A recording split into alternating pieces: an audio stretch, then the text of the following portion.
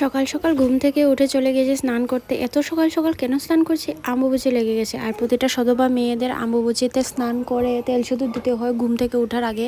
নিয়মটা কিন্তু আমি অনেক আগের থেকেই জানি, কিন্তু কেন করতো তা জানি না। বিয়ে হওয়ার পর কিন্তু আমি বুঝতে পেরেছি কেন করতে হয়। আগে যখন ছোট ছিলাম মা কাকিকে দেখতাম ঘুম থেকে উঠে ভোরবেলা স্নান করতো, করে তেল দিত, আলতা পরতো।